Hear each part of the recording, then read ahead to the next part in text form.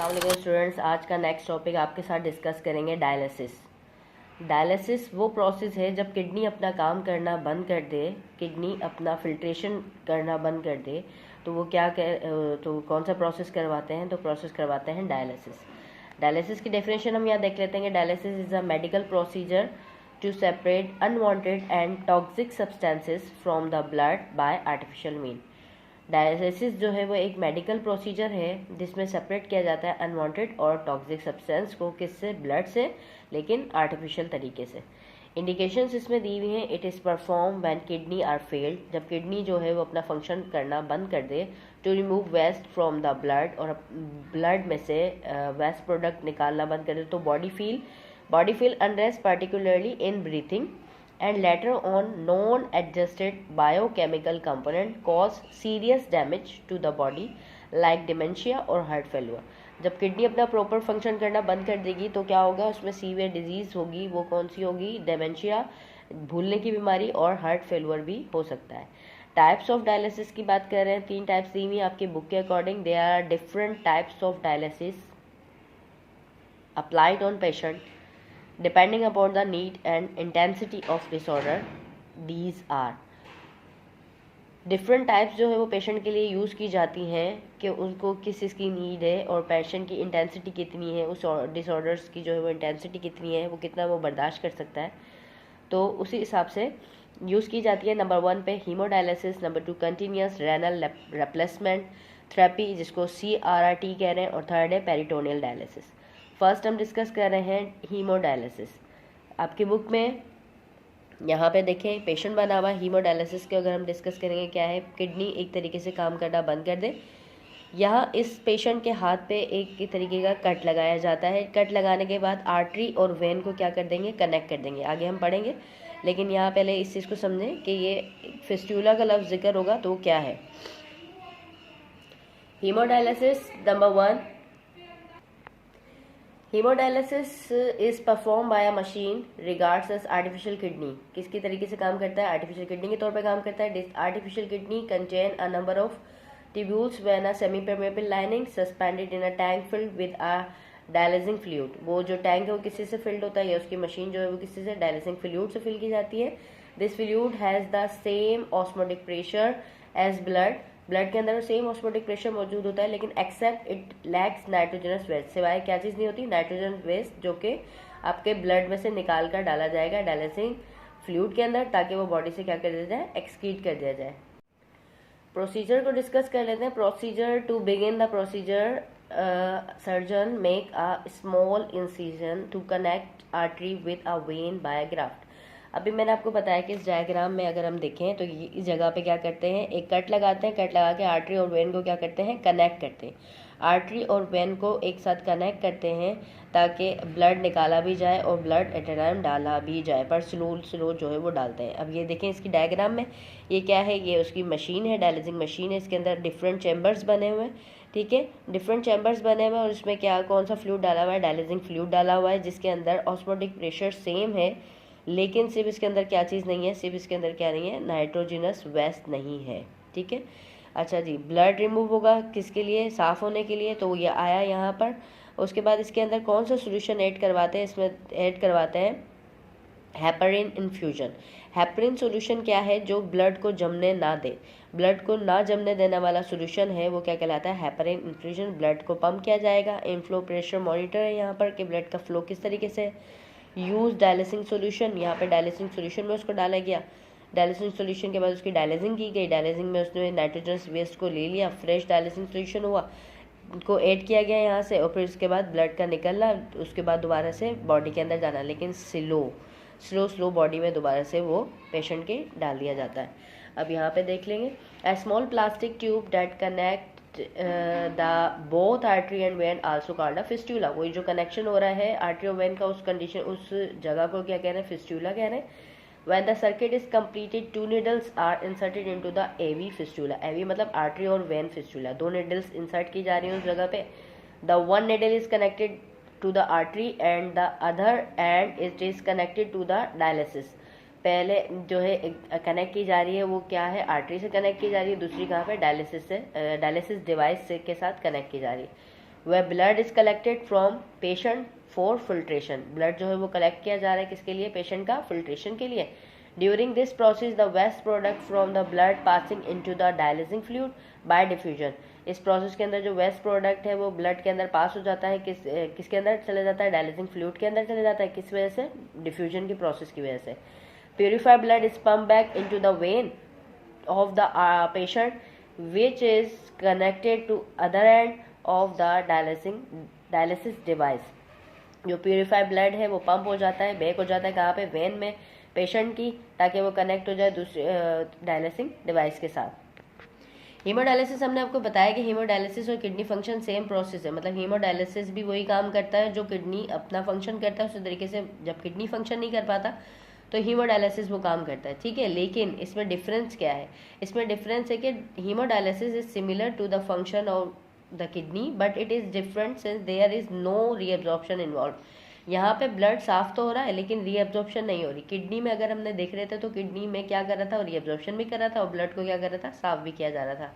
इस प्रोसेस को करने के लिए समझे ये जो हीमोडायलिसिस है ये मशीन में करवाते हैं, तो इस प्रोसेस को करने के लिए कितनी टाइमिंग ड्यूरेशन चाहिए वो यहाँ हमने लिखी है. Hemodialysis is normally perform as 4 hours treatment 3 times a week. हफ्ते में 3 दफ़ा करवाना पड़ता है और 4 घंटे का ये ट्रीटमेंट होता है.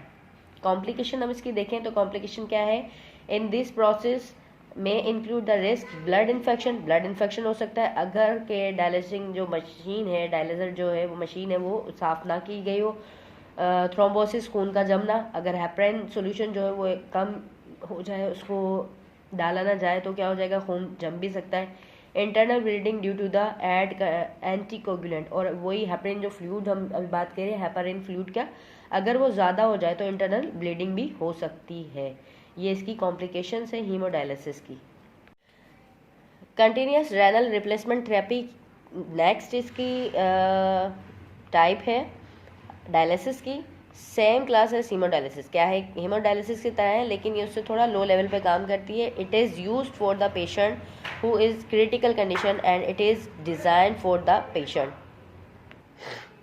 कंटिन्यूस रेनल थेरेपी या रेनल रिप्लेसमेंट थेरेपी वो लोग करवाते हैं जो हीमो और पेरिटोनियल डायलिसिस को बर्दाश्त नहीं कर सकते, जो टॉलरेट नहीं कर सकते बार बार ये प्रोसीजर करवाना हीमो और पेरिटोनियल डायलिसिस का, इसलिए वो करवाते हैं कंटिन्यूस रेनल रिप्लेसमेंट थेरेपी.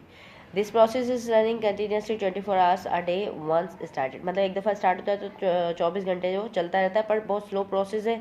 वही सेम फंक्शन करता है जो हीमो और पेरिटोनियल करता है लेकिन बहुत स्लो काम करता है. पेशेंट की इंटेंसिटी, पेशेंट की टॉलरेशन देखकर ये प्रोसेस किया जाता है. पेरिटोनियल डायलिसिस नेक्स्ट टाइप है डायलिसिस की. थर्ड टाइप है पेरिटोनियल डायलिसिस. ये क्या होता है? हीमोडायलिसिस हम मशीन में करवा रहे थे, पेरिटोनियल डायलिसिस क्या होगा? एब्डोमेन के अंदर होगा. Abdominal cavity is use to filter blood.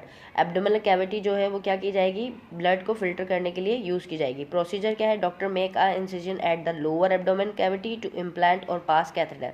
Doctor जो है वो कट लगाएगा लोअर एब्डोमेन के अंदर और फिर इम्प्लांट करवाएगा या पास करवाएगा किस चीज़ को? एक ट्यूब को, जिसे हम क्या कहते हैं? कैथेटर का नाम देते हैं.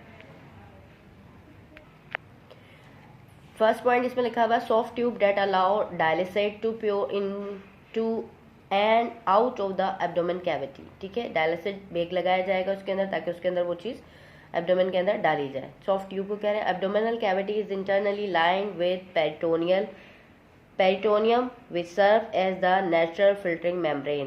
पेरिटोनियम मेम्ब्रेन है एब्डोमिनल की, जो मेम्ब्रेन है उसको हम क्या कहते हैं? Peritoneum membrane. वो क्या कहेगी? नेचुरल फिल्टरिंग मेम्ब्रेन भी कहा जाता है. When the dialysate is poured inside the abdominal cavity, it pull toxic from the blood that pass through peritoneum membrane from its high concentration to the low concentration. कहाँ से? High से लो की तरफ move कर जाता है. डायलिसेट जब dialysate fluid डाला जा रहा है उसके अंदर इनसाइड एब्डोमिनल कैविटी के अंदर, तो बेटा जो उसका टॉक्सिन है ना, नाइट्रोजनस सब्सटेंसेस है, ब्लड से निकलकर कहाँ चला जाएगा? पेरिटोनियल मेम्ब्रेन से हाई कंसंट्रेशन से लो कंसंट्रेशन की तरफ मूव कर दिया जाएगा. The fluid remains in the body of several hours allowing exchange and equilibrium of ionic component when the blood running in the underlying vessels before being discarded. उसके काफ़ी देर तक ये प्रोसेस काफ़ी देर तक एब्डोमिनल कैविटी के अंदर ये फ्लूइड जो है रहेगा, ताकि उसके अंदर एक्सचेंज हो सके, इक्विलिब्रियम हो सके आयनिक कंपोनेंट्स का ब्लड के साथ। फिर वो ब्लड सराउंडिंग में वेजल्स में उसके जो है वो घूमना शुरू करे, उसके बाद जो है वो उससे डिस्कार्ड कर दिया जाएगा। Dialysis is remove when it appear saturated and this process is repeated again if needed. फिर ये डायलिसिस जो है वो क्या कर दिया जाता है, रिमूव कर दिया जाता है सैचुरेटेड कंडीशन के ऊपर, और फिर ये प्रोसेस रिपीट करवाया जाता है अगर ज़रूरत होती है। इसमें ड्यूरेशन क्या लिखी है बेटा, peritoneal dialysis can be repeated 4 to 5 time a day, 4 से 5 दफ़ा दिन में करवानी पड़ती है। पेरिटोनियल डायलिसिस कहाँ पे, हॉस्पिटल में होगा, और हॉस्पिटल में एब्डोमेन को कट करवा के किया जाता है। नेक्स्ट इसका पॉइंट लिखा हुआ है, less effective than hemodialysis but it can be perform for longer period of time. ये लेस इफेक्टिव है हीमोडायलिसिस से, लेकिन ये काफ़ी लंबे अरसे तक जो है वो रहता है। अच्छा, peritoneal dialysis offer more flexibility, is better tolerate by patient, less expensive. क्या है ये, पेशेंट के लिए लेस एक्सपेंसिव है, टॉलरेट कर सकता है पेशेंट इस प्रोसेस को एज़ कम्पेयर टू हीमोडायलिसिस। इसके अंदर कॉम्प्लिकेशंस क्या आती हैं, complications it is more often complicated with abdominal infection. इसके अंदर एब्डोमिनल इन्फेक्शन हो सकता है, क्यों, क्योंकि ये पेट के अंदर जो फ्लूइड डाला जाता है उसकी वजह से वो इन्फेक्शन क्रिएट कर सकता है। आप लोगों को समझाने के लिए एक छोटा सा चार्ट यहाँ पे मैंने बनाया है, शायद कि इससे आपको बहुत मदद मिल सके या समझ सकें। देखें, डायलिसिस को हम 2 प्रोसेस में रखते हैं, ठीक है। थर्ड वाला प्रोसेस तो हमने कंटिन्यूस वो क्या था, जो पेशेंट ये दोनों प्रोसेस बर्दाश्त नहीं कर सकते तो फिर थर्ड की तरफ जाते हैं। अच्छा, डायलिसिस क्या है, फर्स्ट हीमोडायलिसिस, दूसरा क्या है पेरिटोनियल डायलिसिस। हम पहले हीमोडायलिसिस को डिस्कस करते हैं। इसके पॉइंट लिखे हमने, clean of blood, use of dialyser machine, ठीक है। फर्स्ट क्या है, क्यों किया जा रहा है भैया, ये करवाया जा रहा है क्लीन ऑफ ब्लड, ब्लड को साफ़ करने के लिए करवाया जा रहा है। यूज़ ऑफ किससे करवाते हैं, ये डायलिसर मशीन के तहत करवाते हैं, और आर्टिफिशियल किडनी हम इसे नाम देते हैं, ठीक है।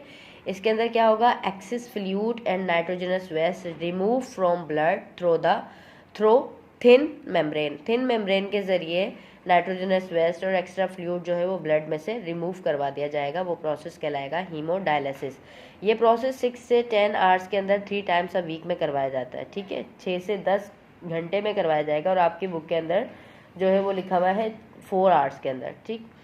इट हैज़ 2 स्पेसिस, इसके अंदर 2 स्पेसिस हैं। इस मशीन की बात कर रहे हैं, ठीक है, कि 2 तरफ क्या है, एक तरफ डायलिसिस फ्लूइड डाला जा रहा है, ट्यूब लाइक है, ठीक है। दूसरी तरफ क्या होता है, ब्लड होता है। जो फ्लूइड है उसके अंदर ब्लड की सारी चीज़ें मौजूद हैं, लेकिन सिर्फ मौजूद नहीं है तो क्या नहीं मौजूद, नाइट्रोजनस वेस्ट नहीं मौजूद। ब्लड में से नाइट्रोजनस वेस्ट निकल के डिफ्यूजन प्रोसेस के तहत कहाँ चला जाएगा, डायलिसिस फ्लूइड के अंदर चला जाएगा। ये सारा काम जो है वो किस में होता है, मशीन में होता है, ठीक है। एक मशीन में करवाया जा रहा है जिसको हम डायलिसर मशीन का नाम देते हैं। इट हैज़ 2 स्पेसिस, हमने यहाँ लिखा space is separated by thin membrane. ये एक मेम्ब्रेन है दोनों के बीच में, ठीक है। अब वो इस मेम्ब्रेन की वजह से ये जो यहाँ से नाइट्रोजनस वेस्ट है निकल के कहाँ चला गया, डायलिसिस फ्लूइड के अंदर, और फिर बॉडी से बाहर आ जाएगा। नेक्स्ट आपको पेरिटोनियल समझाने की कोशिश करते हैं। इसमें क्या है, excess fluid and nitrogenous waste remove from blood through peritoneum membrane. अब पेरिटोनियम मेम्ब्रेन क्या है, ये है आपका एब्डोमेन, ठीक है। ये एब्डोमेन मतलब के पेट, आपके पेट की दीवार वो क्या कहलाएगी, पेरिटोनियम वॉल। इसके अंदर वाली लाइनिंग कहलाएगी पेरिटोनियम मेम्ब्रेन, ठीक है। अब ये जो जगह है, खाली जगह है, वो क्या कहलाती है, पेरिटोनियम कैविटी। पेरिटोनियम कैविटी उसकी स्पेस को कह रहे हैं, या कैविटी ऑफ एब्डोमेन भी कहते हैं। पेरिटोनियल डायलिसिस हम क्यों कह रहे हैं कि पेट में से कट कर कर जो करवाया जा रहा है, एब्डोमेन को कट करके करवाया जा रहा है, वो पेरिटोनियल डायलिसिस है। Blood filter through peritoneum membrane, peritoneum का मतलब यहाँ मैंने लिखा है, एब्डोमेन को कह रहे हैं। 1 hours repeat day and night, 1 घंटे का प्रोसेस होता है, डे एंड नाइट में कंप्लीट कर लिया जाता है। Peritoneum cavity is lined by a thin epithelial cell. अच्छा जी, इसमें देखिए एब्डोमेन है, क्या किया, इस तरीके से ब्लड को जो बैग लगाएंगे, ठीक है। यहाँ पे समझाने की कोशिश करते हैं आपको कि ये क्या है, एब्डोमेन है। एब्डोमेन को कट किया, बैग अटैच किया। ये आपके जो स्पेस था जिसे हम लोग क्या कह रहे थे, जिसे हम कह रहे थे पेरिटोनियम कैविटी या कैविटी ऑफ एब्डोमेन कह रहे थे, उस स्पेस के अंदर इस बैग से क्या डाला जा रहा है, डायलिसिंग फ्लूइड डाला जा रहा है, ठीक है। ये फ्लूइड आपके एब्डोमेन में डाला जा रहा है, एब्डोमेन के बाद यहाँ पे क्या है, मेम्ब्रेन है। मेम्ब्रेन से कैपिलरीज हैं, और ये कैपिलरीज से यहाँ से क्या, पेरिटोनियम कैपिलरीज से यहाँ से नाइट्रोजनस वेस्ट निकल के इस स्पेस में आ गया। और इस स्पेस में क्या मौजूद था, इस स्पेस में था आपका डायलिसिंग फ्लूइड मौजूद था, और वो फ्लूइड फिर आपकी बॉडी से बाहर निकाल दिया जाएगा, जो कि नाइट्रोजनस वेस्ट को लेकर जाएगा। इसी तरीके से आप यहाँ पे देखें कि एब्डोमेन है, जो हमने यहाँ पर आपको समझाने की कोशिश की कि एब्डोमेन के अंदर जब कट लगा के कैथेटर एंटर किया जा रहा है तो क्या है, एक तरफ कैपिलरी है, दूसरी तरफ क्या है, पेरिटोनियल कैविटी है। ठीक है, खाली जगह, उस खाली जगह के अंदर क्या डाला, डायलिसिंग फ्लूइड डाला। कैपिलरी के अंदर क्या था, ब्लड था, ब्लड से नाइट्रोजनस वेस्ट निकल के कहाँ चला गया, डायलिसिंग फ्लूइड के अंदर चला गया। किसके थ्रू जा रहा है भाई, ये यहाँ पर डायलिसिस फ्लूइड कैसे डाला हमने, कैथेटर के जरिए। ठीक है, तो हम इसको कहते हैं space is separate by peritoneum. ये क्या है, स्पेस दोनों के दरमियान जो बीच में वो किसका है, पेरिटोनियम का। जैसे कि ब्लड है, वॉल है किस चीज़ की, पेरिटोनियम वॉल है, पेरिटोनियम मेम्ब्रेन है, वहाँ से ब्लड निकलकर ब्लड में से नाइट्रोजनस वेस्ट डिफ्यूजन प्रोसेस के तहत कहाँ चला जाएगा, डायलिसेट में चला जाएगा, और फिर बॉडी से बाहर चला जाएगा। इन दोनों प्रोसेस के तहत जो है आपको समझ में आया होगा डायलिसिस का प्रोसेस। इंशाल्लाह ताला आपको अच्छी तरीके से समझ में आ गया होगा। इंशाल्लाह नेक्स्ट टॉपिक में किडनी ट्रांसप्लांट के साथ आपको डिस्कस करेंगे आपके साथ। अल्लाह हाफ़िज़।